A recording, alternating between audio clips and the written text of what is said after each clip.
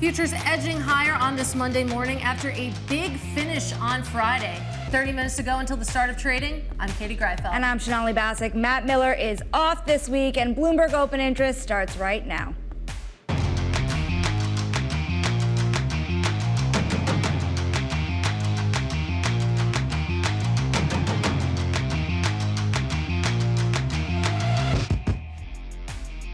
Coming up, counting down to a Fed cut.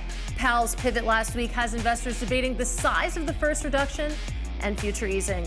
Investors also anticipating NVIDIA's earnings, which may tell whether artificial intelligence exuberance is warranted. Plus, more retail results roll in. Nordstrom, Gap, and others report as inflation-weary consumers continue to seek bargains and value.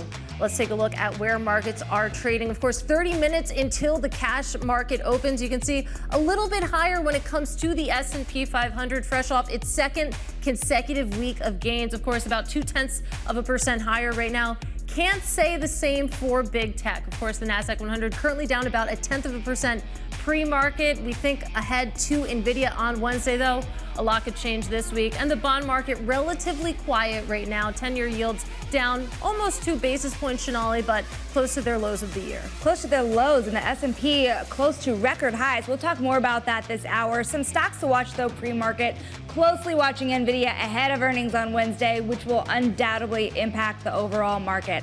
The stakes are high for investors, with Wall Street estimating 140% growth in data center revenue. We're also keeping an eye on Chinese e-commerce giant PDD shares tumbling. After reporting weaker than expected sales, it's a sign that Temu's growth is falling short of investors' heightened expectations. ADRs pre-market in the U.S. down more than 19%. Also watching SolarEdge climbing about 7% pre-market. It announced the CEO has stepped down, and renewable energy manufacturers searching now for new leadership, Katie.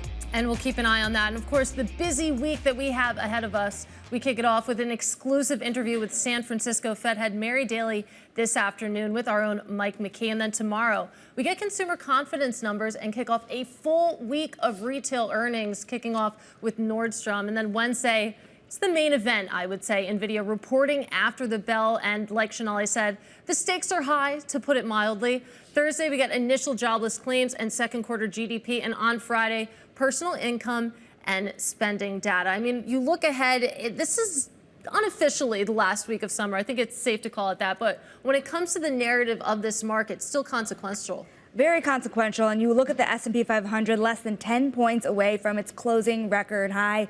A lot of risk still with that NVIDIA earnings picture set later this week, and recalibration right after Jackson Hole. You saw a lift in the market, but perhaps not as big of a lift as some investors expected. Yeah, we've certainly come a long way, very fast in both directions. So let's kick it over now to Liz Young. She is SoFi's head of investment strategy. Liz Young-Thomas joining us now.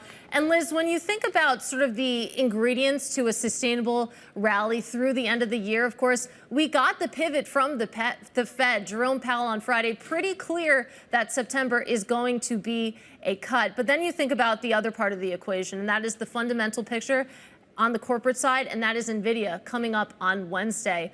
What do you think that we're going to hear from the chip maker when it comes to overall sentiment of this market? Well, I think it's undoubtable that NVIDIA matters a ton to the sentiment of the broader market. And it's clearly this week's big story. So we've had a lot of data that we've had to digest until this week. And then obviously after this, we're looking at the next jobs report as being the bigger thing that tells us whether or not the Fed is going to cut 25 basis points or 50 basis points at that September meeting.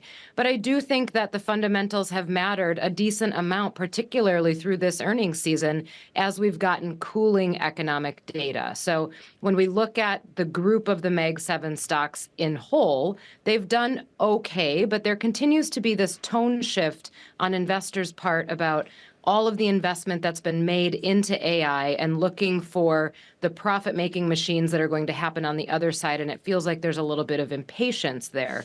However, NVIDIA has been the beneficiary of much of that spending. So all eyes and ears will be on those earnings on Wednesday, and I have to tell you, I don't remember a time when the market was this sensitive to one particular stock. It makes sense to be sensitive to a lot of the economic data that's coming in, especially as we approach a Fed cutting cycle. But this one stock is obviously holding a lot of power right now. Yeah, it's really interesting. There was some data crunching, I believe, from Citi that you take a look at what's priced in for the S&P 500 the day after. It's roughly a 1% move, which is roughly equivalent to a Fed meeting. So to your point, really speaking to how important this stock has become. But I think it's important what you said about, you think about all the troubles that plagued some of the other Mag 7 names when they reported in July, that investor frustration for a return on investment. But I mean, you make the very important point that that's all to NVIDIA's benefit. You think about how much money they're spending. It's kind of all going to NVIDIA, it feels like.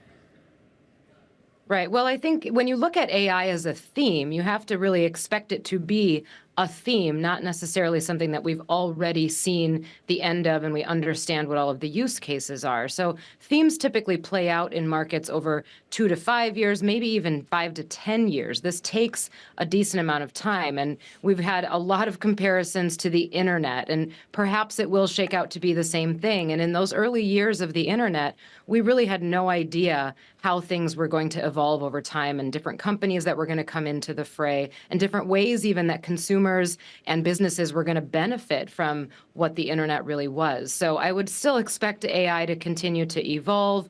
We're very early in this theme, particularly in that chip maker space and in all the companies that are going to be able to benefit for it. So there's still a lot to come. And I think investors have started to realize that as we got really enthusiastic about AI early on, perhaps we pulled forward too much of that enthusiasm into the first couple years of results. Another sector I want to talk about here, Liz, knowing that we still have more earnings this week. We have Nordstrom, Kohl's, Abercrombie, Gap, the divergence you've seen in the consumer sector. How do you think about how to invest across that sector? Yeah, so in the midst of we have NVIDIA earnings coming, but in the midst of it, we've got retail-a-palooza. So we've got a lot of information coming about the consumer. We've already heard from some of those big box retailers, and their results have been positive, a theme that seems to continue as long as retailers are providing value to customers. Obviously, customers still a little bit squeezed by inflation. That has not gone in the opposite direction. So when we're listening for results from other other retailers, what you really want to listen for, first of all, is you separate them into discretionary spending and what would be considered more necessary spending. So from those discretionary spending companies, you want to hear that consumers are still looking for ways to continue their spending. The consumer has driven this economy completely through COVID, after COVID, and there is really no such thing as a durable economic expansion in the U.S. without the consumer. So that discretionary spending piece is very important. I do expect, though, that retail spending will continue to slow down a little bit, or at least cool a little bit, as customers continue to look for ways to save money as inflation stays elevated since 2021. That idea of elevated inflation and worries under the surface here that those inflation risks could stay elevated. You still have a market here, Liz, with more than 100 basis points of rate cuts priced in to futures markets. So if the market does not see those cuts materialize, what does that mean for equities? Can you really have a significant risk on posturing here when we're so uncertain about the trajectory of rate cuts? Well, I think the key word in your question is uncertain.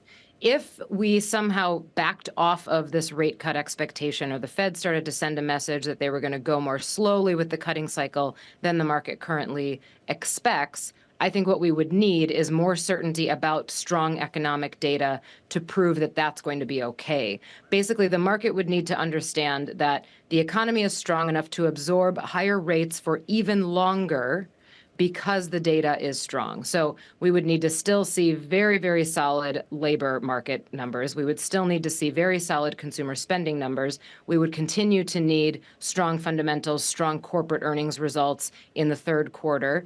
And we would also need to see manufacturing pick back up again. So there would have to be a plethora of good news to support the market. As we saw on Friday, the market wants rate cuts, and it reacts positively to the idea that cuts are coming, or at least that the cutting cycle is beginning. So if we backed off of that, I think we would need something commensurately positive on the other side. Well, Liz, how much confidence do you have right now in the strength of the labor market? Because that absolutely has been the narrative of the past few years. Of course, you think about the Fed's hiking cycle, you've seen that resilient labor market. But then we go to last week, of course, those payroll revision numbers that we got, 818,000 weaker than maybe we thought here. I mean, what is your current thinking on the labor market and how that wraps into Fed policy?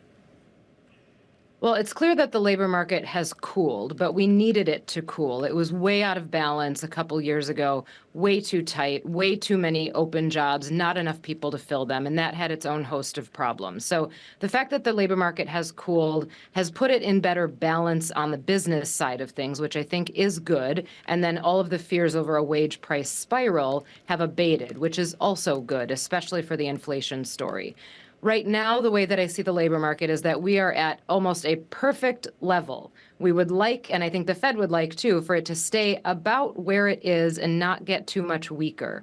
The trouble with that is that, in my opinion, moves in rates, so rate cuts as we're expecting, do not really support the labor market directly. So if the labor market continues to slow, or if it starts to cool more quickly than the Fed expects or than the market expects, rate cuts are probably not going to be able to save it. So right now we are okay as long as the consumer stays strong and as long as businesses continue to manage their operating margins well, which so far it appears that they have been able to manage well. Then I think the labor market can stay stable, it can stay durable.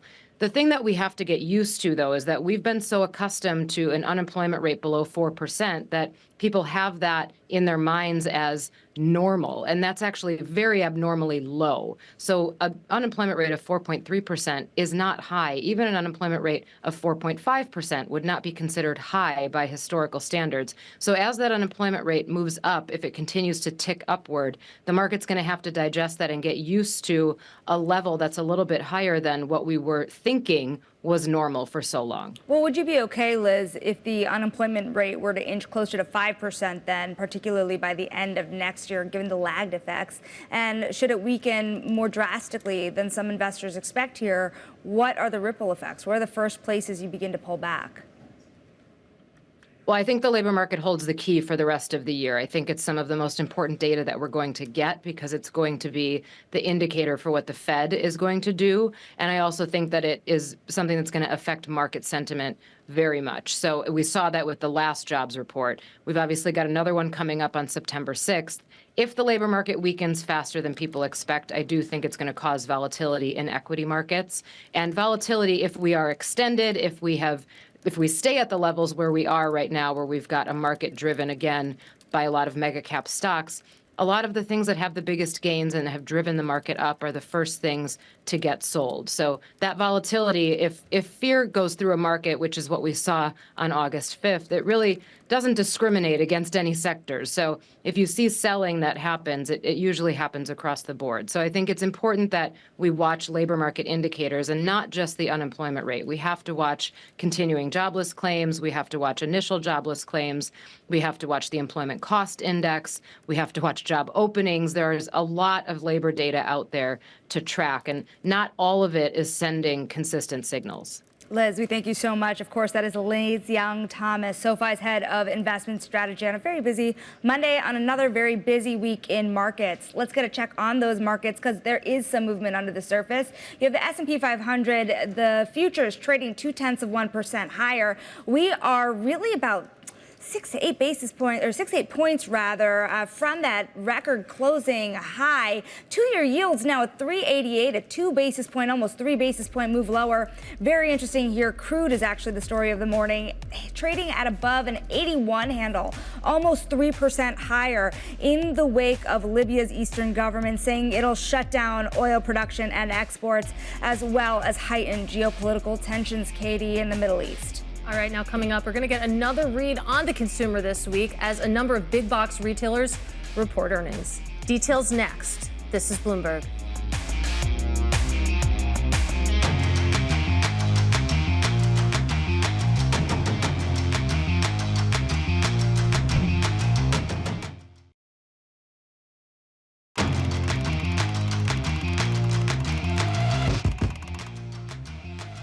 And now to high interest, a look at what's making headlines around the world. Iran-backed Hezbollah militants and the Israeli military traded massive aerial attacks on Sunday as violence along the Israeli-Lebanese border reached new heights. Both sides, however, indicated that they did not want a full-blown war in Lebanon. In the meantime, the U.S. has stepped up its naval and air defense presence in the region as a warning to Iran and its allies not to increase hostilities. And former President Donald Trump is suggesting he might skip a September 10th ABC News debate with Vice President Kamala Harris after agreeing to participate earlier this month. The debate is the only one that both campaigns have officially committed to with the network, and it's not the first time Trump has suggested that he would back out of that ABC News debate. Earlier this month, Trump said that he would no longer appear at that September 10th debate that was previously scheduled with President Joe Biden. And Boeing space woes are getting worse. NASA decided it was too risky to use the company's glitch-prone capsule to bring back 2 astronauts back to Earth, and will instead send its rival SpaceX to rescue them early next year. The Starliner episode is another black eye for Boeing, whose reputation has been badly damaged, Katie, in recent years. All right, and we mentioned it before, but this will be a busy week of retail earnings because we're looking ahead to reports from Nordstrom, Kohl's, Abercrombie & Fitch, Gap, just among others. Joining us now with more, I'm pleased to say we have Mary Ross-Gilbert. She is senior retail analyst for Bloomberg Intelligence, joining us now. And let's start with Nordstrom. Of course, they hit the tape tomorrow. And you take a look at the Bloomberg Intelligence preview. It seems like you're maybe looking for something a little bit better than consensus when it comes to Nordstrom. Yes, Katie, that's exactly right. So what that's going to be led by is really on the value side, and that's the rack business. That's the discount sort of off-price business for Nordstrom versus the full-line stores. So we think we're going to see those sales potentially be 200, maybe more basis points higher on a comp sales basis for that chain. And then for Nordstrom, that could be sort of in line in terms of sales, the comp sales coming in, close to 1% or something like that. But what we're seeing at Nordstrom in our channel checks in the full line stores is they're constantly bringing in some new brands. So we noticed that in the handbags they had Totem, and they're also moving things around. So they have Free People in a more prominent position, and that's that's a very successful brand for them, as an example. You think about this movement you're seeing from customers looking for that value, also interested in what's going to go on over at Kohl's and Gap, given that dynamic. Yes, and a valid point. Kohl's, of course, is in a turnaround mode. And so the expectations there, I would say, are fairly low. The analysts are looking for a decline in comp sales. But we think they could come in line, maybe slightly ahead. So we'll see when they report. And we're certainly seeing in their stores, they've got now a vast dress collection, something that they didn't have before. And of course, dresses do very well. But they're also adding some new brands for the teen consumer. So that includes like Quicksilver, Roxy, Limited 2. So those are coming in, and that's a good time right now for back to school. And then they're expanding home decor. And now they've got Babies R Us little boutiques in the stores. And that's rolling out as we speak. But the big driver for them is Sephora. In the first quarter, we saw just the Sephora beauty sales, that beauty business up 20% on a comp basis in the first quarter. So that's going to be a big focus because they've rolled out more stores in the second quarter, over 100.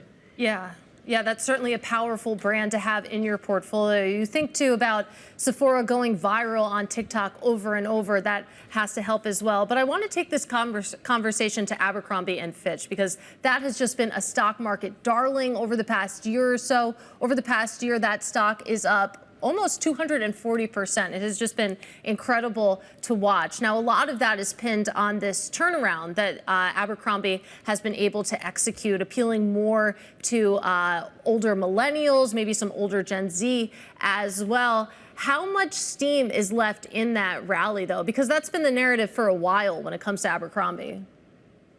Yeah, that's exactly right, Katie. So with Abercrombie & Fitch, they're still doing it. I mean, if you look at the transaction data, and we're looking early in the third quarter, in the second quarter, of course, we expect them to beat. Comp sales by analysts are expected to be up 15%, but they could be well ahead of that.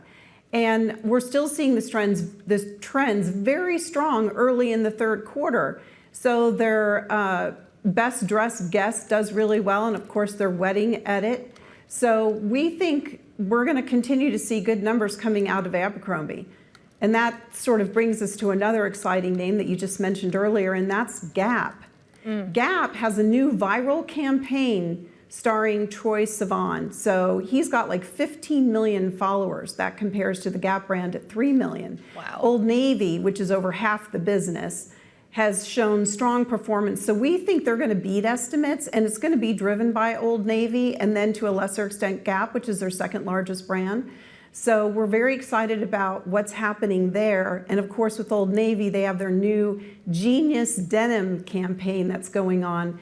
And that you can find that on Instagram, YouTube, and TikTok for all of their brands. They're really doing a great job going across social media and really creating millions of impressions with their very exciting campaigns. Yeah, certainly. And you see a lot of other apparel makers and retail names in general trying to replicate that social media success. Mary Ross-Gilbert, great to get your thoughts ahead of this busy week. That, of course, is Mary Ross-Gilbert of Bloomberg Intelligence. And make sure to tune in on Wednesday when we'll be speaking with Fran Horowitz. She is the CEO of Abercrombie & Fitch. But coming up first, up in smoke. Cigarettes smoking plummets to an all-time low. Details next in today's Social Climbers. This is Bloomberg.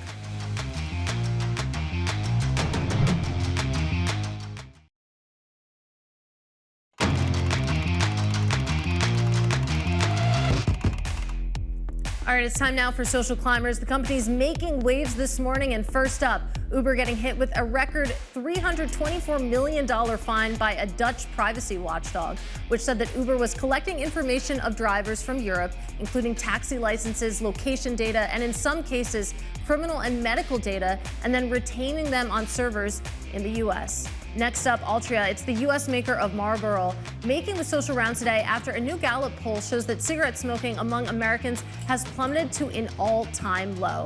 Only 11% of adults say that they have smoked cigarettes in the past week. It's even less popular with Gen Z, with just 6% of that population saying that they light up.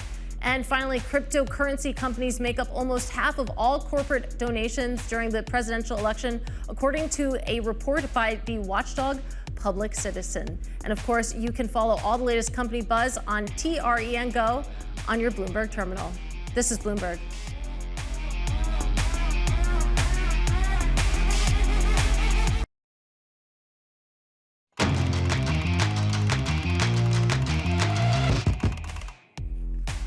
Moments away from the start of trading on this Monday. This is Bloomberg Open Interest. I'm Katie Greifeld, and a lot of people are on vacation, but the market isn't. Of course, we had that big rally on Friday after we heard Jerome Powell not only open the door to a 25 basis point cut, but increasing speculation, maybe we'll get 50 in September. Of course, stay tuned on that one, but you can see that rally really carrying through that momentum today as the bells ring, both on the NASDAQ and on the NYSE, of course, as we kick off the last trading week of August. Let's get a check on these major averages right now. Of course, the S&P 500, we saw that momentum continue up about 0.1% as, of course, the bells ring. You can see the NASDAQ 100 down a little bit, not exactly carrying through, but we do have NVIDIA coming up on Wednesday to change that narrative there. And then the small caps outperforming today. The Russell 2000 up 0.7%. That rotation trade kicking back in. We'll see if we can hold on to that. But one stock to keep an eye on at the open, that is PDD, suffering after sales miss estimates last quarters as shoppers get more cautious about spending. The e-commerce giant based in China owns Temu. That, of course, is a marketplace that's encountering growing regulatory scrutiny after its meteoric rise. And you can see shares currently down 22%, Sonali. It's interesting. I'm keeping an eye also on SolarEdge. This renewable energy company maker here, equipment maker, is higher after the company announced that CEO Zvi Lando has stepped down. Shares of the company are down almost 70% this year as of Friday's close, but now you have a stock up only about 4%. Early in the trade today, it was up more before core market. Also, of course, having to watch NVIDIA. This is the big stock of the week. They're reporting after the bell on Wednesday. Shares are expected to move at least 9% in either direction. And you could see today we're holding steady to get us started. We're going to take a closer look at what's expected out of NVIDIA with Bloomberg's Abigail Doolittle. This certainly is the big event of the week, Sonali. It's really been the big event, I would say, for the last month or so, even overshadowing Fed Chair Jay Powell last Friday. Take a look at NVIDIA on the year, up 162% at the highs, up more than 180%, really outpacing the chip sector overall, which is up about 25%. So the question is, can they put up another blowout quarter where they beat estimates and guide higher in a big, big way? If we break down some of the segments, we're going to see very solid growth for data center of 142% on a year-over-year basis, gaming a little bit less. So from a broader standpoint, something that I would point out is the fact that relative to sales, we're looking at 113% growth, which sounds tremendous, but relative to the quarter before, 262%. So a big drop on a sequential basis. It's even more so on the bottom line, where they're expected to put up 156% growth, but that is relative to the previous quarter of almost 600% growth. It's going to be interesting to see whether or not investors are factoring that in, because no matter how much they beat, that growth is just simply not going to be as much. Well, I guess they could put in what would truly be a massive, massive beat. And then finally, relative to the earnings move that we might see, Sonali talking about the possibility of a 9% move up or down. Yes, this is a stock that makes big, big moves after its earnings, mainly to the upside because of these blowouts. You can see February of last year, a big beat. And then May of 2023, that was where they really set off the AI craze, where they beat in a massive way the guide. The quarter after, not so much. So that's the quarter we're actually really looking at. And then take a look at November, down, and then up and away. It's going to be very, very interesting to see, Katie, how investors react to this report for sure Wednesday after the bell, and then, of course, Thursday. Big time. Abigail Doolittle, really appreciate that preview. And let's keep this conversation going now, because we have the perfect guest to do so. Amy Wu Silverman, she is RBC's head of derivatives strategy, joining us on the desk. It's great to see you in person. Great to see you. So let's go straight to that derivatives market that you know so well, because a 9 to 10% post-earnings move sounds pretty huge, but as you point out, that's actually in line with the historical average for NVIDIA post-earnings. What is the takeaway from that, just given how many eyeballs are on this report? Yeah, obviously in our market, we're always looking for events, always looking for catalysts. NVIDIA, of course, given the breadth and the weight in most indices, is a big deal. But if you actually look at this earnings setup, the best I can say for it is meh in terms of where the sentiment is. Usually it really leans quite bullish, and then you see that cycled again post-earnings. You're not seeing that this time, but you're also not seeing extremely bearish sentiment. And again, that plus or minus 10% implied move, Katie, is actually pretty in line with the realized moves we get in the last 8 quarters. And if you take a look at what the pricing is for the broader S&P 500, I brought this up at the top of the show, but I believe for the day after on Thursday, the S&P 500 is priced for about a 1% move either way, which is what you usually see for Fed meetings. So this one report from this one company, investors are looking at this with the same importance as a Fed meeting. Is it that serious? You know, I think if you look to history, yes. Yeah, we kind of saw this change in about May of 2023, the first time we got that blowout earnings when AI really became its own narrative. And since then, that skew in the options market has been so important in generating further momentum. And we think about just the market in terms of factors. What is outperforming? It's momentum. So if momentum begets momentum, and NVIDIA is driving that momentum, then yes, I think that could certainly change the direction. That's not what is being priced in right now, but that certainly could have the impact. I want to talk a little more about what's under the surface here, even beyond NVIDIA. You have over the weekend Citigroup Stuart Kaiser saying that the stubbornly high VVIX, despite 2 weeks lacking clear macro catalysts, suggests that positioning risk is lingering in markets. Risk takers also seem cautious about adding too much exposure with that September 6th payrolls looming as a large digital risk event. When you look at the derivatives market, where does positioning stand, and how drastic could moves be from here? Yeah, you know, one thing I like to do is just think about the analogy of you're on the airplane, you stabilized, but you didn't forget the turbulence, your seatbelt's still on, right? And I think that's sort of what Stu is saying there, which is, no, VIX is not at that headline 65. It's not in that sharp rise anymore. We've kind of stabilized on headline numbers, but all those secondary factors that we watch so closely in derivatives are really continuing to show nervousness. And the reason is institutional memory is quite short. So when realized volatility is quite low, that's all you remember. But when you've had recent spikes, it's hard for investors to forget that. And so that maybe they're not betting on large moves, but they're certainly starting to protect for it. And that is a major difference, because for the first 6 months of this year, no one wanted to hear the word hedge. They didn't want to hear the Cassandra story, and that has changed. What's interesting about this idea of hedging is how much more expensive is it getting to hedge at this point? Are we going to face a point in this year where that risk becomes so prominent that it becomes too expensive to put on some of those hedges at this point? You know, it's interesting you say that. I think this is one of those really counterintuitive things about the options market, which is when hedging tends to be low, no one wants to do it. And also the reality is it doesn't pay off. It actually takes that pickup in expensiveness to get people thinking. And of course, why are we in this situation? We have situation in the Middle East. We have an upcoming election. We have the potential dragging of an NVIDIA story, right? There are all these things, all these cross currents that are coming to bear.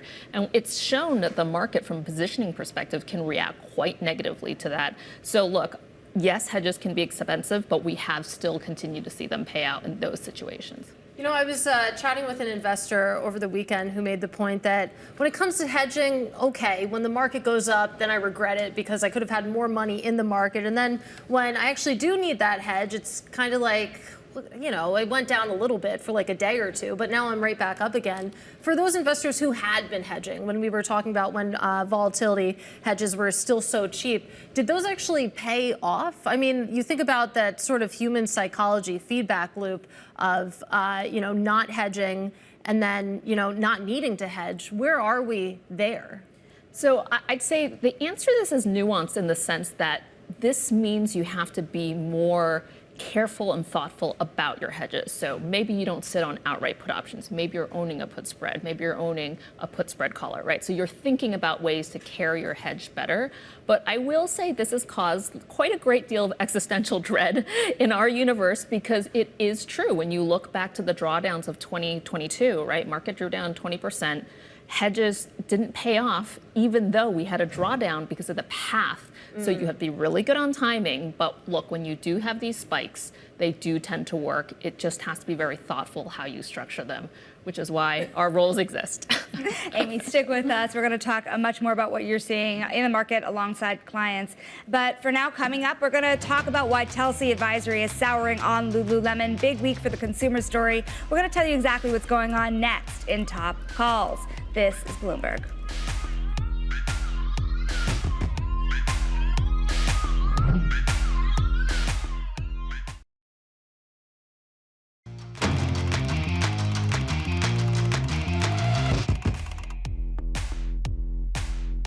This is Bloomberg Open Interest. We're going to get a quick check here on the market. We have stocks on a tear, higher marginally, really, less than 0.2% higher on the S&P 500. But tech stocks not feeling the same kind of love. The Nasdaq 100 down 0.2%. Small caps getting more of a bid with expectations of rate cuts around the corner. You have the Russell 2000 index up about 0.5%. Katie.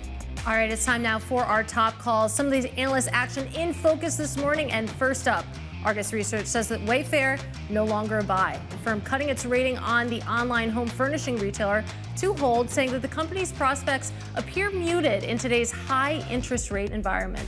Next up, Daiwa Securities giving Target a buy rating and boosting its target on the big box retailer. Target, of course, reported earnings and sales last week that topped estimates. And finally, Telsey Advisory Group cutting its price target on Lululemon to $360 from $470. Analyst Dana Telsey also moderating her sales margin and earnings estimates for the back half of the year, Sonali. And we're back here now with Amy Wu Silverman, RBC head of derivatives strategy. And, you know, Amy, one thing we were talking about during the break here is this idea here that you have the S&P 500 that is still so close to its all-time high, but you also have gold $5 away from its record high and Brent now up toward an 81 handle. How can all of those things be true? Yeah, it's a great question. And I think the reality is over time we've shown that it can't necessarily be true. And one thing we were talking about is this idea that, you know, while traditional hedging, perhaps, you know, S&P put options or what have you, haven't been working as well, we've seen these alternative hedges in gold calls, for instance, or in energy. And these have been more direct ways for investors to express their concerns, specifically if they have a geopolitical concern or specifically if they have an inflation concern. And that in the last 6 months to a year has been popular for folks who are looking for hedges, but not necessarily on a market level, given the influence of heavyweights in the market itself. When you think about that need to hedge in gold and energy, is it more of a hedge these days, or is it a bet on price? Are people getting out of the S&P or keeping cash on the sidelines to reinvest later, or are they putting money in gold to wait out the storm that we are slightly experiencing now?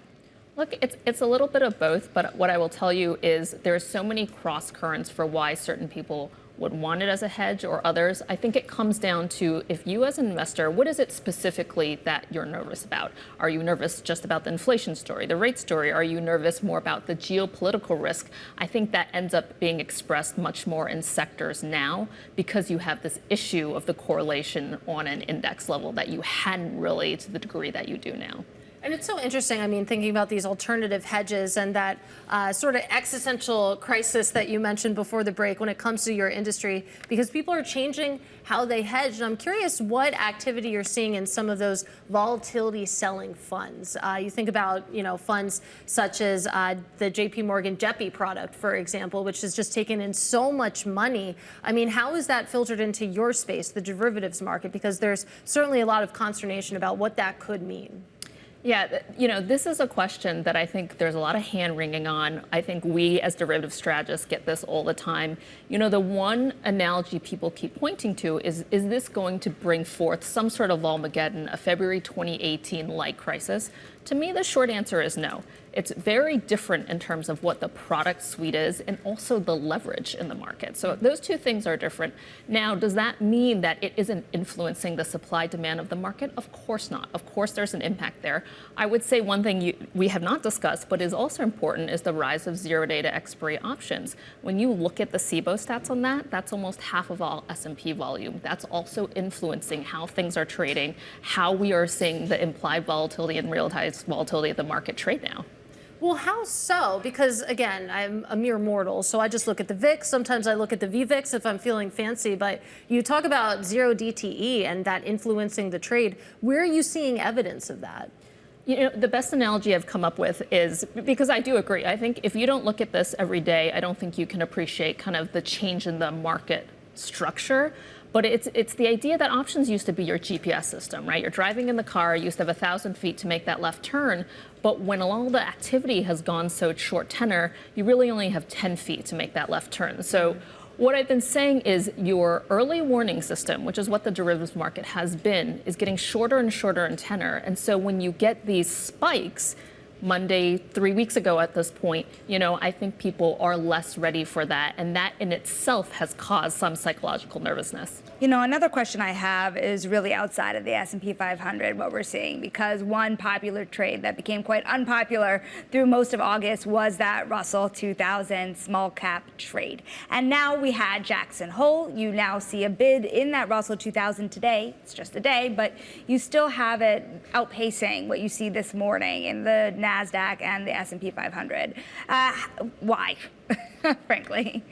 The best anecdote I can give to you, I was marketing in Toronto maybe a few weeks ago, kind of 30 clients in a room, and I said, raise of hands, this is while Russell was doing quite well, how many people think that this kind of rally is sustainable and the rotation is here? And I got like 3 sort of hand raises, and that just tells me a lot about how much buy-in there is, because ultimately when you get these flights to safeties, where do they go? They go back to the big boys, and you really see that in the underlying options positioning. You don't see that IWM call skew lifted right now, and I frankly personally don't think it continues. I think it really depends obviously on the rate story, but when you actually look at positioning and pricing, it's not there. That exuberance is nowhere close to what you see on the mega cap trend. That's really interesting. So, I mean, we don't have much time, but just to really distill that into a single point, that hot and cold options trade or that rotation trade, you aren't seeing the follow through in the options market. Not at all. Interesting. All right, Amy Wu Silverman, it's always great to catch up with you.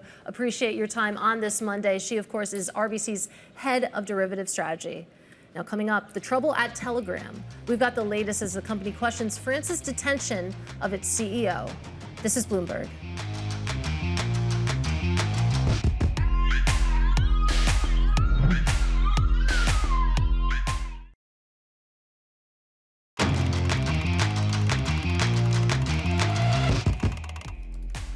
There's a popular messaging app across Wall Street and in the crypto industry, and that is Telegram. That company is now questioning the grounds for France's detention of its CEO and co-founder. Paul Durov was taken into custody at a Paris airport over the weekend on suspicion of failing to take steps to prevent criminal use of the platform. Joining us now is Bloomberg Technology co-host Caroline Hyde, who has been following the story closely.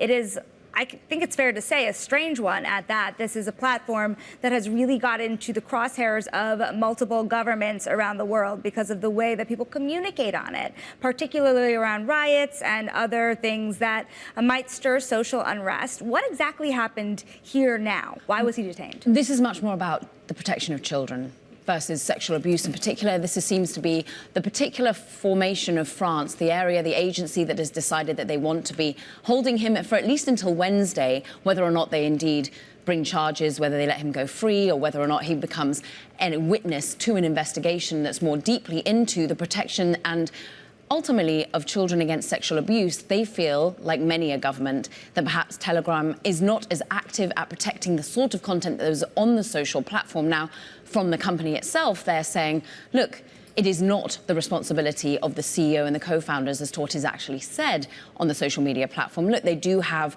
ways and means in which they take down calls to violence, for example, and they use AI along with individuals to be monitoring what's said across the platform. But more broadly, they are far more pro-free speech, and therefore a lot more has been said. And many would say in the UK, for example, Keir Starmer, the new Prime Minister, has been very outspoken against Telegram and the way in which they feel some of the actions taken and riots stirred in the UK, anti-immigration riots, were indeed fostered on Telegram. And I also want to make a correction here. The CEO's name is indeed Pavel Durov.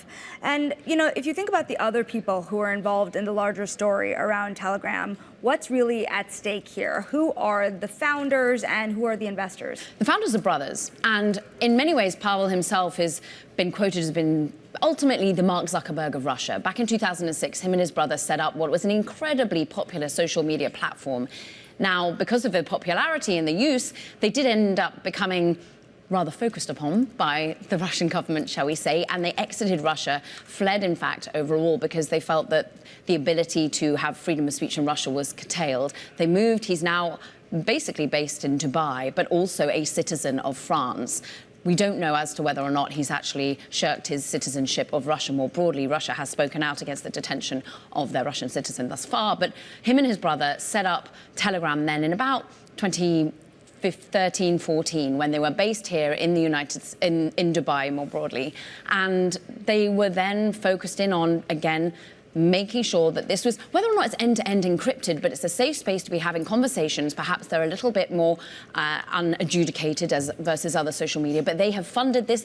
He's meant to be worth about $9 or $10 billion in and of himself, but they do have a crypto-related token, which in many ways has got a lot of money from certain key investors. Right, well, let's talk about that. We only have about a minute left with you. Crypto is a crucial part of this story. Tell us a little bit more about the token and maybe some of the investors involved. The Open Network is what it's called. It's not actually directly held by Telegram, but it was sort of set up in alliance and a partnership with Telegram. Dan Moorhead of Pantera is a big investor. They say it's their biggest ownership is in TON, the token. It's fallen hard. About $3 billion was wiped out. It's the 10th biggest crypto. And indeed, Telegram's success is ultimately directly in line with its own success. It's about bringing blockchain and crypto within the social media platform. In many ways, what Elon Musk has been aiming to do is to build the ultimate large social media platform that we see over in China, like a complete use of whether it's payments and also chat and whether it's bookings more broadly. That is seemingly the way in which Telegram was seen. All right, Caroline, great to get some time with you to speak about this. I'm sure you'll be talking about it more on Bloomberg Technology. Of course, Caroline Hyde is your co-host there. But let's get you now to the trading diary, what you need to be watching this week. Today, San Francisco Fed President Mary Daly joining Bloomberg TV in an exclusive interview. And then tomorrow, we got consumer confidence data and earnings from Nordstrom. And perhaps the main event of the week, of course, comes on Wednesday when NVIDIA finally reports earnings. Also on Wednesday, of course, we hear from Atlanta Fed President Rabil Bostick.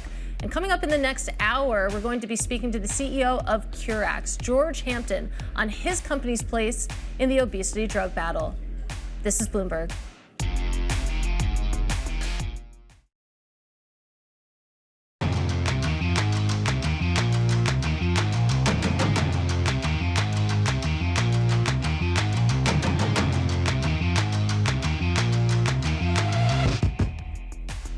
We are 30 minutes into the trading day on this Monday morning. Welcome to Bloomberg Open Interest. I'm Katie Greifeld. And I'm Sonali Basak. Matt Miller is off this week. And coming up, we are counting down to a Fed cut.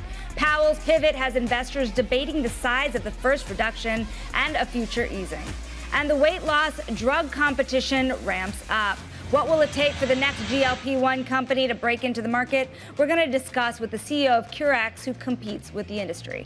And Kamala Harris's fundraising is on a roll. Her campaign and its affiliates have raised $540 million since Biden stepped aside.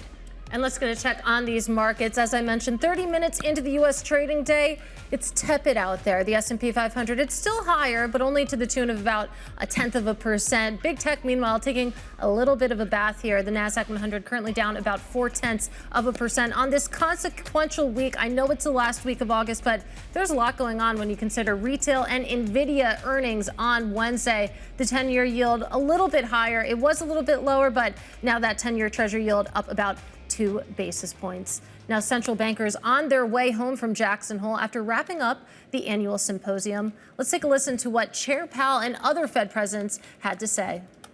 My confidence has grown that inflation is on a sustainable path back to 2%. Down to 2%. Our 2% goal. The cooling in labor market conditions is unmistakable. It really starts to tell me that things are much more imbalanced than they have been for quite some time. In the real rate sense, we've been tightening, and when the conditions are not overheating, you got to be really careful with that kind of passive tightening. I like the word methodical. That's what I'm hearing from my contacts. The time has come for policy to adjust. Now, Bloomberg's Michael Mckee was on the ground last week. He joins us now and, of course, has a bigger interview later this morning as well. When we think about what is happening under the surface and what the Fed's real focus is on now, that labor market, how do you think that really keys into the size and pace of rate cuts we get, not just in September, Mike, but throughout the year?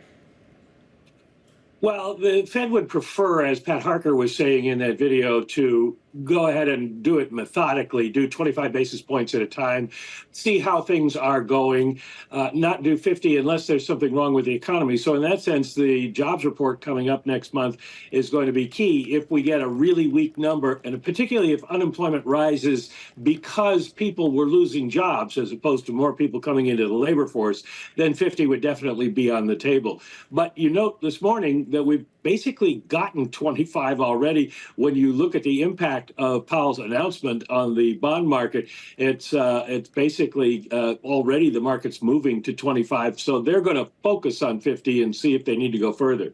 And it's interesting. I mean, we've been talking about sort of the Fed versus the markets all year, really. The market's fighting the Fed, and at this point, it seems like the Fed is kind of embracing the market pricing. I mean, maybe not exactly coming out and saying they're going to cut, 100 basis points this year, but it certainly seems that the two are closer aligned than they have been.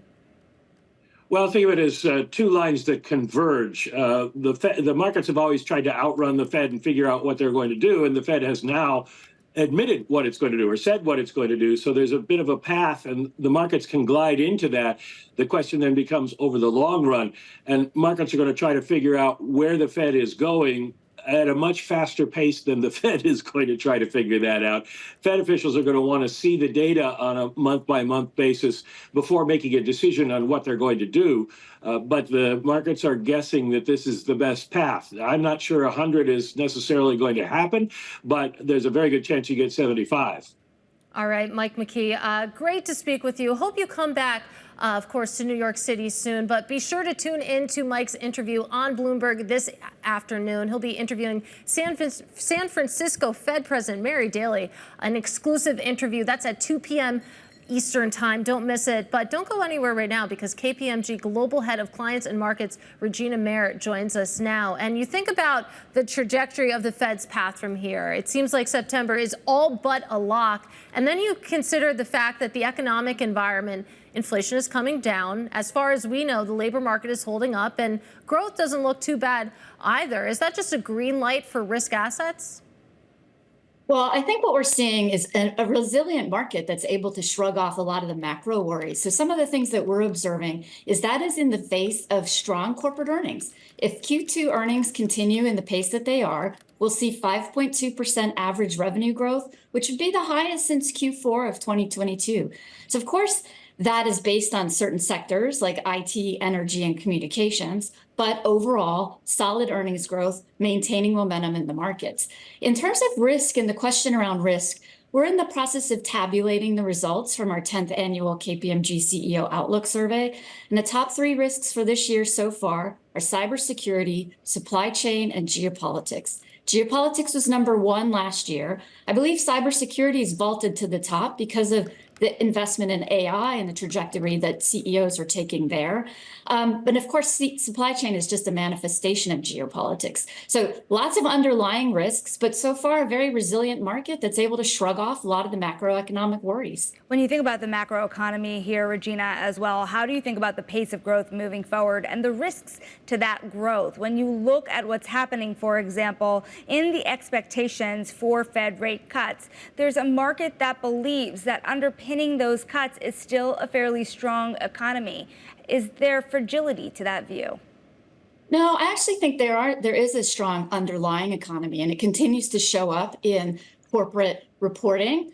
But the thing that we are worried about is, actually one of the positives that you got to take that I look at is all the private capital and the dry powder that's sitting still on the sidelines. There's $3 trillion right now. We project that'll go up to over $4 trillion.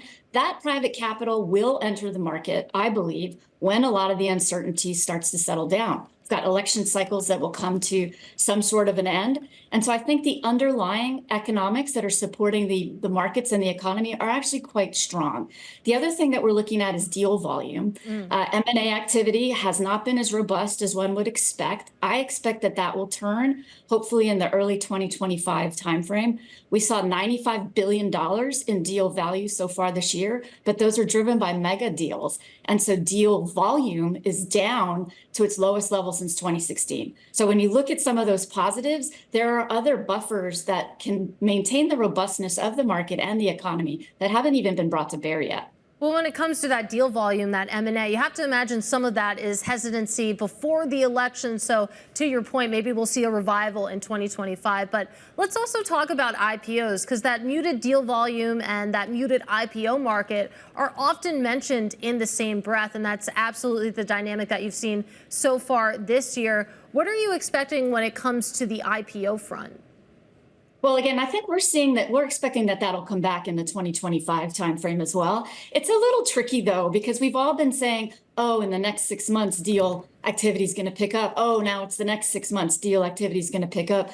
But I'm hoping with the Fed pivot, and we're actually starting to see the economy, inflation coming down, the potential for the soft landing actually even being delivered, that those are some of the fundamentals that CEOs that we speak with and we engage with are looking for that'll make them feel more bullish about putting that capital to work.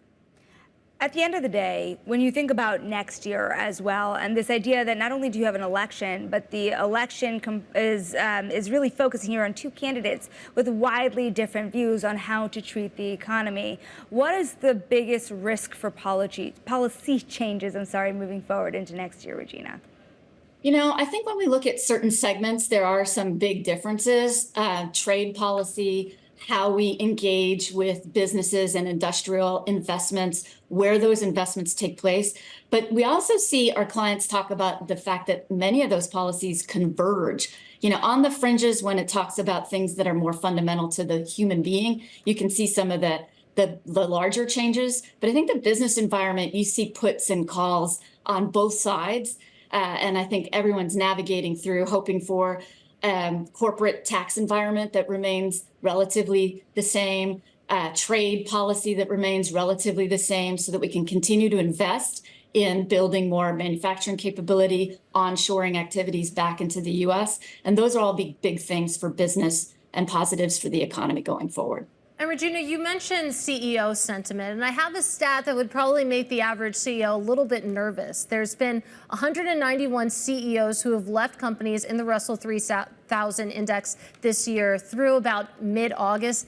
74 of them were considered to be fired or forced out. And according to our data, that is the most at this time of year since that data set started in 2017. So you have more CEOs being fired this year. What can you extrapolate out from that? What does that say about the economy and markets at this time? Well, I think it shows a relative impatience and an expectation of accountability, which frankly for me are all positives, right? We want to see senior executives being accountable for corporate performance and corporate results. And that's both in terms of how they manage the returns to the shareholders, but also how they manage their people, how they commit to the societies within which they operate. And there's a lot more intention and focus and scrutiny, frankly, on what these senior executives are delivering. So boards are holding them more accountable. And I think all of that is good for the economy and for shareholders so that we don't have complacency. Because frankly, the corporate winners are those that have low operating margins, understand what their customers want, know how to grow in this economy, and can retain their employees and can leverage new innovations for their benefit. So AI is an investment area, for example. Regina, I want to go back really quickly to something else you were talking about earlier. That was that geopolitical risk. Certainly we have a lot of it at this moment. But as you've been saying as well, the markets have largely shook off a lot of that risk. You see it in places. But at the end of the day, do you think this also means that this risk is largely not baked into the market, that is largely underpricing the fact that things could get worse from here? I do think that that is the underlying fragility in the market that you mentioned, because there are so many hotspots now. And you have some very senior defense analysts saying that this is potentially the most dangerous part of history than we've ever seen since World War II. That was one of the former defense secretaries that said that at one of our board leadership meetings. So if you have that sitting and bubbling in the background, and you know that the markets and the economies are largely shrugging those off, that's where I see the fragility. We're just one major situation away from things coming back down to earth, if you will. So that is one of the fragilities I see. We'll keep an eye on all of it. Regina Mayer, we thank you for joining us. That is KPMG's Global Head of Client and Markets. Now let's get a quick check on stocks, because we've been looking at an S&P 500 that has been fluctuating this morning. Now the S&P 500 near session lows, turning negative, but still down pretty much flat on the day, less than 0.1% lower. The NASDAQ 100, though, also near its session lows, 0.7% lower. The Russell 2000 going in the other direction, actually 0.8% higher. We're going to now get a look at stocks moving at this hour. Here's Abigail Doolittle. And the bears to the upside, the best sector on the day, energy. You can see ExxonMobil, Conoco, Chevron, Marathon Oil, many others, Devon, EOG, all trading higher. Oil itself is up about 3%, up more than $80 per barrel as geopolitical tensions intensify in the Middle East, really giving oil a bit of a bid. Now, for that tension, let's take a look at one of the few idiosyncratic stories in the day, and that is PDD, Pinduoduo, the Chinese retailer, plunging on the day. You can see down 27%. Sales missed in the most recent quarter, plus the guidance a little bit lackluster. Investors clearly not liking it, as this ADR absolutely is in free fall. And then the stocks that are counteracting that strength for the S&P 500, it's all about technology. Take a look at NVIDIA at session lows, down 1.6%. This ahead of earnings on Wednesday. Technically, that chart remains very fragile, suggesting that there could be some serious weakness ahead. Let's wait till Wednesday and Thursday to see. But you can see right now really dragging on the sector. So technology is the worst sector in the day. We start off with energy, which is the best. It's going to be interesting, Katie, to see how this day ends up with so much going on beneath the surface. Relatively flat, though, for the S&P 500. Yeah, it's a good reminder. There's plenty of hours left in this trading day on this Monday. Abigail Doolittle, thank you so much. Now, coming up, Donald Trump stumps in battleground states after Kamala Harris adds another $80 million to her election war chest last week, bringing her total fundraising above $500 million. More ahead. This is Bloomberg.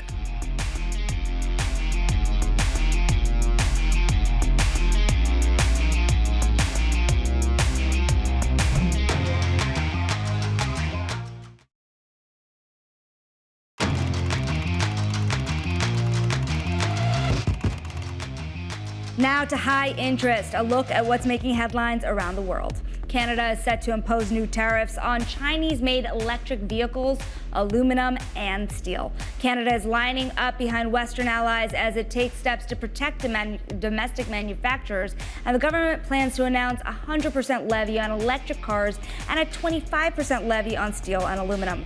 Prime Minister Justin Trudeau is expected to unveil the policy in Halifax, Nova Scotia this week. And Kroger and Albertsons are finally getting their day in court. The two grocery store chains will face off against regulators from the Federal Trade Commission, who are concerned that their merger would eliminate competition and raise grocery prices. And starting today, a federal district court judge in Portland, Oregon, will consider both sides and decide whether to grant the FTC's request for a preliminary injunction. And starting today, Australians can now legally ignore unreasonable after-hours work calls and emails under new government legislation. Under the laws, employers face fines of up to $63,000 for getting in touch with an employee for non-essential reasons outside of working hours. Katie. All right, let's talk a little bit more about politics, because this week, both Donald Trump and Kamala Harris hit battleground states ahead of their first presidential debate in 15 days. Now, the Harris campaign says it's raised $82 million during the DNC last week. That brings the total tally above $500 million since President Biden suspended his campaign. Let's discuss with Gregory Cordy. He is Bloomberg's senior White House and politics correspondent, joining us from Washington. So the tally alone is impressive, but let's talk about the makeup here when it comes to first-time donors, when it comes to women, Gregory.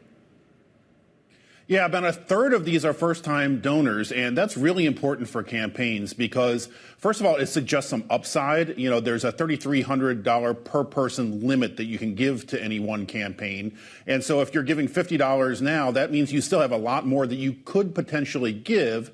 And, you know, the one thing that campaigns worry about getting closer to Election Day is sort of donor fatigue, right? Because they're coming to these donors again and again, month after month. Those first-time numbers suggest there's still some enthusiasm there. And then 2/3 of these came from women. And that's sort of remarkable. Obviously, we have a woman at the top of the Democratic ticket. Not the first time that happened, but it really suggests sort of a growing gender gap. Especially when contrasted to Donald Trump, who does not do particularly well with women. So those are the two numbers that were highlighted here in this $82 million per week, the last week of the convention. Total, it's about $500 million just since Kamala Harris took over the Democratic ticket. And that, you know, she was left with a war chest of $92 million from Joe Biden. So she's really built on that and expanded it. You know, Gregory, I believe also that teachers and nurses, according to the campaign, were among the most highly watched professions here, or the most common donor professions when you look at those numbers as well. At the same time, you have a lot of Wall Street waking up, heard a lot of things over the weekend from a lot of high-level Wall Street folk who are very worried about the posturing from the Harris campaign when it comes to certain tax policies. Who is she courting ultimately on her economic policies as she goes further into this race? Yeah, we're gotten to a little bit of an arms race here between Donald Trump and Kamala Harris on economic policy, as they both look to really shore up some key demographics, especially in swing states. And so the best example of that is Donald Trump proposing no income taxes or earnings taxes of any kind on tipped income. That's something that Kamala Harris followed up with her own proposal. They're also dueling on child care tax credits with different proposals. These are extremely expensive proposals. And I think the worry is that if you're giving away these sort of tax breaks at the lower end of the income spectrum, what is that going to mean for taxes, both corporate taxes and taxes on high earners, in order to balance the budget? Because what we're seeing so far, we're looking at a lot of budget busting proposals that if either campaign is going to be honest with the math here, they're going to have to find revenue somewhere else. And Gregory, before we let you go, we don't have much time left, but I want to talk about the debate, because I mentioned that we have 15 days to go, but then you take a look at what Trump was posting on Truth Social over the weekend, saying that I watched ABC fake news this morning, and I asked, why would I do the debate against Kamala Harris on that network? So maybe backtracking a little bit on that agreement to debate her on stage. What are the campaigns actually saying? Yeah, well, keep in mind, this is a game that Donald Trump has played again and again through a number of campaign cycles. Will he debate? Won't he debate? There's a lot of, gamesmanship here. The debate about the debates is sort of the phase that we're in right now. As of now, he has committed to that date, and certainly Kamala Harris is expecting him to show up. Certainly, if he doesn't show up, the Harris campaign will try to capitalize on that to say that Trump is scared to debate her. Keep in mind what happened just a couple of months ago when Trump debated Biden. That was a game-changing moment for the campaign. Usually, most presidential campaigns, debates don't matter a whole lot. This is the campaign where maybe they do, and so this is high stakes, and that's, I think, where we're getting a little bit of the posturing here. Bloomberg's Gregory Cordy in Washington. We thank you so much for your time, for your analysis. Certainly this rate's starting to heat up.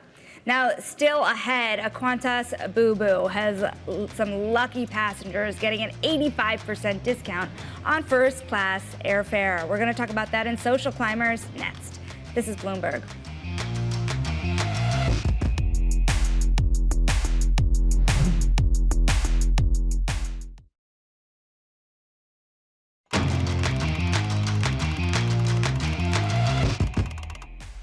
All right, it's time now for Social Climbers. The company's making waves this morning. And first, ExxonMobil out with its annual global oil outlook. And the takeaway, forget net zero carbon emissions by 2050. The energy giant is forecasting that oil demand in 26 years will be the same or even higher than current levels. Exxon and a number of other companies, of course, had pledged to reach net zero emissions by 2050, but achieving those goals gets harder when energy demand is high. Next up, Qantas Airways accidentally sold first-class seats between the U.S. and Australia for less than $4,000. That is a discount of as much as 85% on the usual premium cabin fare. Passengers snapped up 300 of the tickets within 8 hours. And finally, can a new CEO break the curse of the crawfish? Red Lobster has reportedly tapped a former CEO of P.F. Chang's as its new top prawn. The seafood dining chain filed for Chapter 11 bankruptcy in May. Of course, remember that in all-you-can-eat shrimp deal that executives had hoped would revive the chain, it actually wound up costing millions of dollars in losses. And of course, you can follow all the latest company buzz on TRE and Go on your Bloomberg terminal, Sonali. Let's get a quick check on these markets because, of course, you have markets mixed after the open. The S&P 500 and NASDAQ 100 really in red territory. NASDAQ 100 feeling further gains, or losses rather, of about 0.8%, and the 10-year yield roughly flat headed into the week. Next up, we're going to speak to the CEO of Currax, George Hampton. We're going to talk about GLP-1 drugs. Stick with us for that conversation next. This is Bloomberg.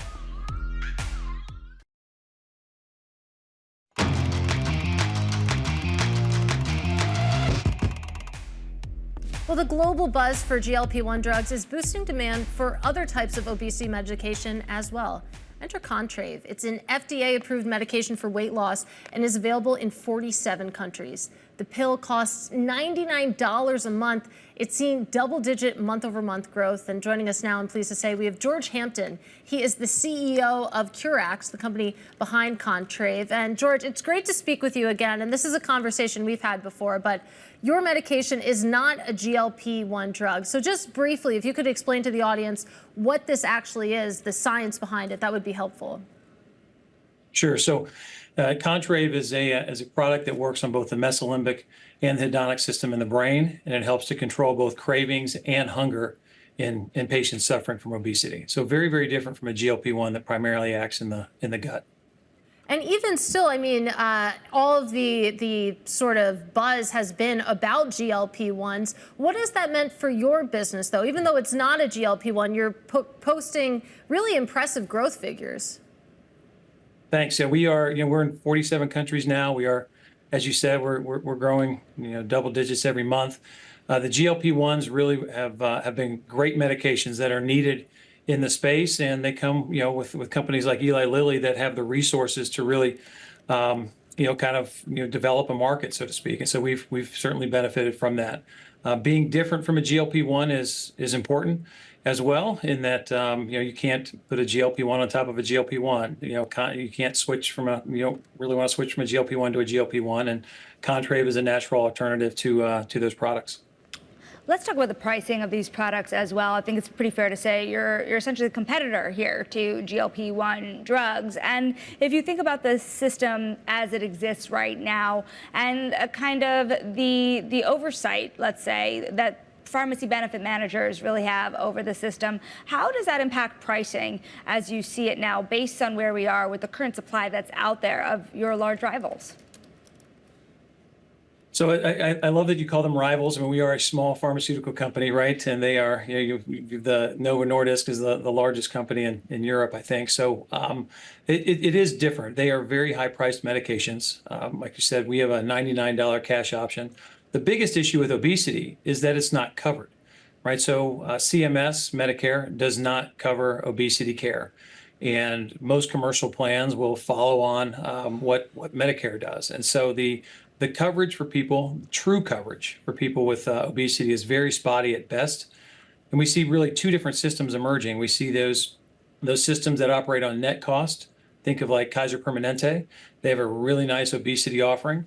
And then you have systems that operate under the rebate cost, which you mentioned are PBMs, right? So they like very, very high priced products that they can then extract a massive rebate from. And you see coverage popping up for people like in North Carolina. They had coverage for a while, became very expensive under that system, and they pulled that away from their employees. So we're figuring out a lot of around how we're going to cover obesity affordably. On affordability as well, when you have some companies that are, let's say, ahead of the pack, not just when it comes to their GLP drugs, but also when you think about how they're trying to look at new ways to use those drugs, how does that affect the way consumers start to look at different companies, look for different products? Are they going to start using those traditional GLPs more for other use cases than that initial use case for obesity? I think these are great products. The GLP-1s, I don't think we've scratched the surface on all the different areas that a GLP-1 can be used. But I would say that the patient that's presenting for obesity to their physician is really they're trying to solve their problem, their disease of obesity, right? The rest of the use for GLP-1s, as you know, they're indicated in type 2 diabetes already. But the rest of the use really is going to have to come through further clinical studies over time. And George, continuing this conversation on pricing, of course, you often speak to members of Congress when it comes to these drugs. What do they want to know when it comes to pricing, since this has come up over and over again at that level? Well, it's basically the same question from every office. And how the PBM is working, how is it that they're driving up costs? Why are they even in place at this point with our healthcare system? And so they've tried to solve that a couple of times over the last 2 years with different hearings, as I'm sure you're aware. As it relates to obesity medications, I think the coming question here is going to be why the stark difference between what we see with Eli Lilly, an American pharmaceutical company that has both its type 2 diabetes drug and its obesity medication that is the same product, priced the same, compared to a foreign company that has, you're paying 40% more for the obesity medication when it's the same as the type 2 diabetes. And that's, I think, the question that's going to have to be answered. And of course, there was a study out last week when it came to Eli Lilly, and much was made over the fact that it was a 3-year study, because a lot of these GLP-1s that we talk about in daily conversation now, they just haven't been around for that long. And Contrave, I believe it entered the market in 2014, so it has a track record there. And one of the questions that keeps coming up about these weight loss drugs is whether after you lose the weight, do you keep the weight off? And when you take a look at Contrave, for example, and again, its history, what have you found? We found that obesity is a chronic disease. And when people take their medications the same way they would yo-yo diet, where you go on a diet to try and lose weight and then you come off the diet, your weight's going to come back up. And unfortunately, for all of these medications, you come off your medication, you're most likely going to have your weight go back up unless you've significantly modified your lifestyle. This is something that programs that are years out are trying to solve, so that you can take a medication, reach a goal weight, and stop all medication in the future. But for now, if you own a medication, you have a chronic disease called obesity, and it will come back if you stop your medication. Curious here as well about the ability for so many of these large companies, yes, they're giants, but the ability to meet up with demand at the end of the day. How do you think that the supply-demand dynamics will work out over the next couple of years? And do you think that that will be a big contributor to price increases here, or at least sticky prices in this industry? Well, I certainly hope that we don't see a lot of price increases, right, on the GLP-1s from where they are today. But the supply issue is going to remain an issue for a long period of time, and it's simply the sheer number of patients with obesity versus the treatment rate. In the last 2 years, we've seen the treatment rate of patients suffering from obesity move from 2% to 5%, and now it's probably in the 8 or 9% range. You compare that to type 2 diabetes or hypertension, most of those are very close to 80% treated, and we have a long way to go. And so these two large companies, right, Lilly and Novo, two of the largest companies in the world, you see them struggling to keep up with demand. It's a real problem. We've just opened a second site in Spain to keep up with worldwide demand. So it's a real issue that we're having to solve. And George, just really quickly before we let you go, you mentioned, of course, Eli Lilly and Novo. They're enormous. You're a relatively small pharmaceutical company by comparison. Would you ever be open to being acquired? Well, I mean, we're not for sale, but no one's calling me at this point for sure.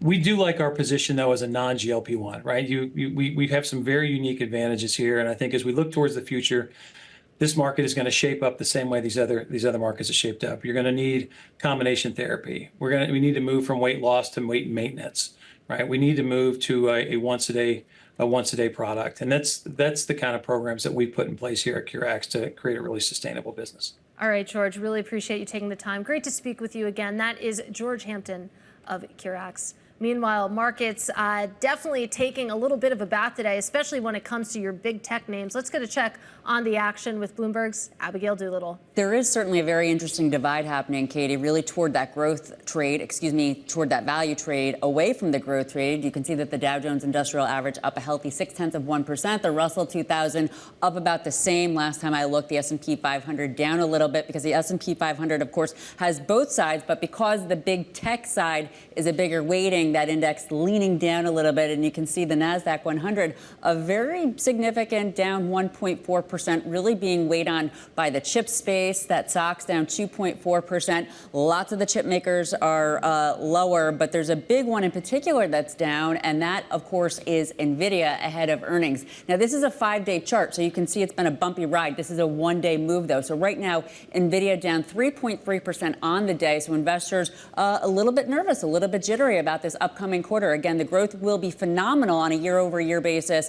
On a sequential basis, though, it's going to be significantly less, even though it's up 100% on a year-over-year basis for both top and bottom lines. When we connect this with the chart that we've been taking a look at, this is the uptrend out of the 2023 lows. What we're looking at are different waves of the uptrend. So when you start to have a second wave and then a third wave, you're measuring essentially the reversal. A trend line is not to see the trend. You can simply see that. What you're looking for is the reversal. So the primary uptrend, it's starting to reverse down on that sell-off we had a couple weeks ago. That's where that second trend line came in. The RSI, not impressive. Overall, Sonali, this chart shows really that the buying momentum is fading from NVIDIA. Not dramatically at this moment, but it is starting to fade, suggesting that we could see a more serious reversal, which, again, this overall setup is suggesting is likely ahead.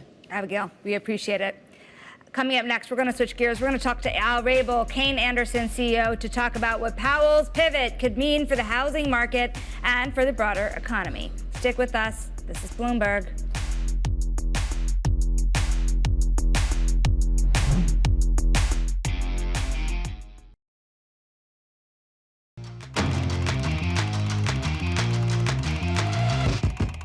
The time has come for policy to adjust. The direction of travel is clear, and the timing and pace of rate cuts will depend on incoming data, the evolving outlook, and the balance of risks. Inflation is now much closer to our objective, with prices having risen 2.5% over the past 12 months. While the task is not complete, we have made a good deal of progress toward that outcome. My confidence has grown that inflation is on a sustainable path back to 2%. With an appropriate dialing back of policy restraint, there is good reason to think that the economy will get back to 2% inflation while maintaining a strong labor market. Now, Fed Chair Jerome Powell in Jackson Hole signaling that rate cuts are coming next month. Joining us now is Al Rabil, CEO of Kayne Anderson and CEO and co-founder of Kayne Anderson Real Estate.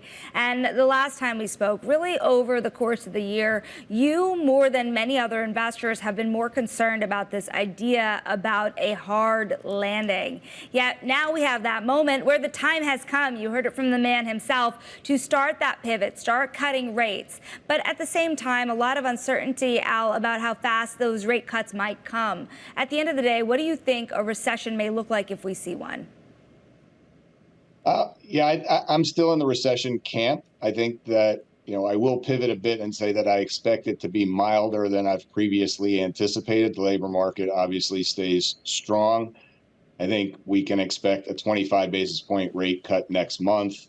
Not 50 basis points. I still think we'll have 3 rate cuts this year. Now, the market is still anticipating a 3% Fed funds rate by the end of 2025, which from where we are now to 3% signals recession. I don't think you get to 3% without a recession. However, I do think that the labor market has remained strong. The consumer is relatively healthy.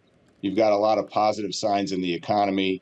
The elephant in the room is the election. I think regardless of who wins the presidency, I think that, there's a risk factor there.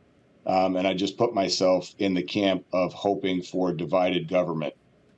At the end of the day, too, there's a lot of divergence on the direction of travel here. Over this morning at DataTrack, they say that Fed funds futures are discounting a steady diet of rate cuts over the next 12 to 16 months that will eventually end with policy rates equal to the neutral rate. And that is consistent with further economic growth, they say, not a recession.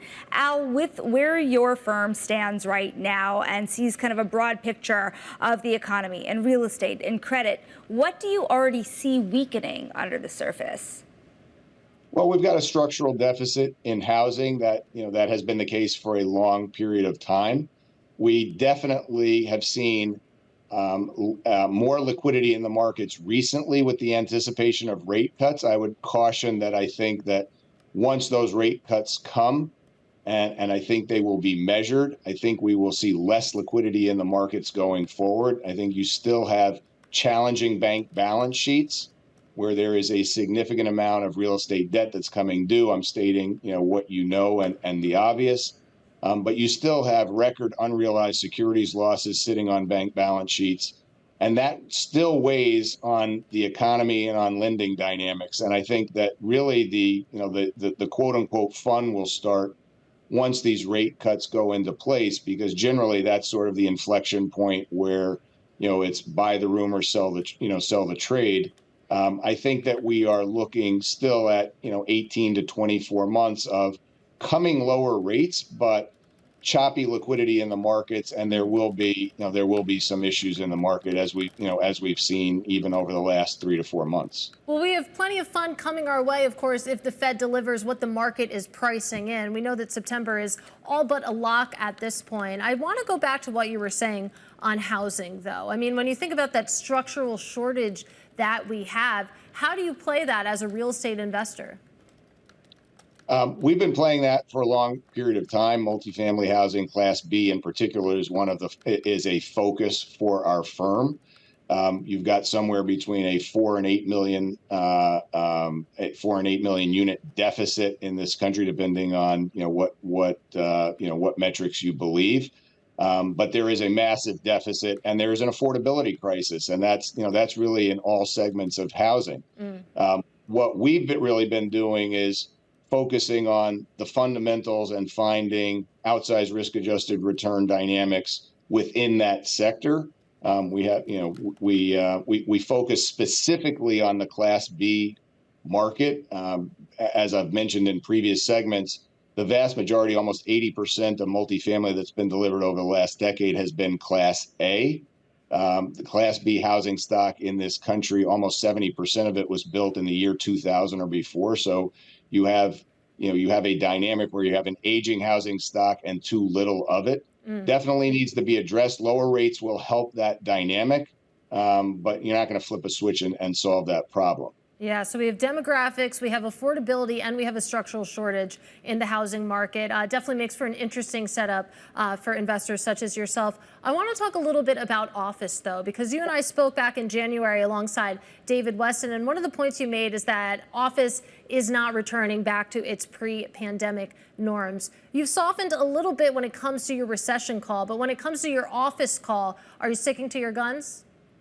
I'm sticking to my guns. I think you've got a divergence in office where you have segments of Class A that are incredibly strong. Class B is very, very weak across the country. And obviously you have pockets of the United States that remain strong in office. But by and large, I don't think that we are returning anytime soon to office at pre-pandemic levels. So I think the office market has changed.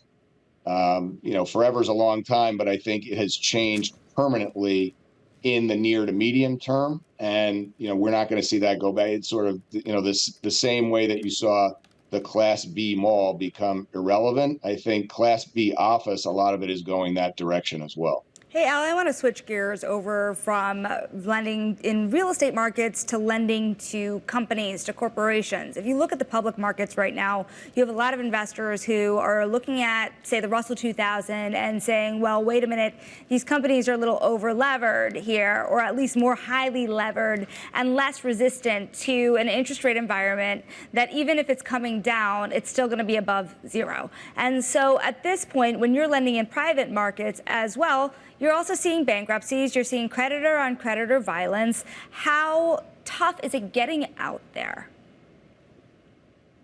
Listen, it's none of this is unexpected. I think, when you're looking at things that have gone into bankruptcy, some of those were covenant light or no covenant deals. The reality is that I think, and I've said this on previous segments, that you need to be a disciplined investor and be lending at appropriate multiples and use appropriate leverage. There are always going to be exceptions to that. By and large, I see the market remaining strong, and I still see outsized risk-adjusted returns in the private credit market. We're focused on direct middle market lending, strong companies, appropriate leverage. I think it's not just choosing the right place to invest. It's also choosing the right players to invest on your behalf. So none of this is surprising. There are going to be bumps in the road. By and large, I see the private credit market remaining resilient and strong, and I think that lower interest rates will help that on a going forward basis. All right, Al, probably a good place to leave it. Really appreciate your time on this Monday morning. Our thanks, of course, to Al Rabil of Kayne Anderson. Now, coming up, the market moving events you need to be watching. That's next in our trading diary. This is Bloomberg.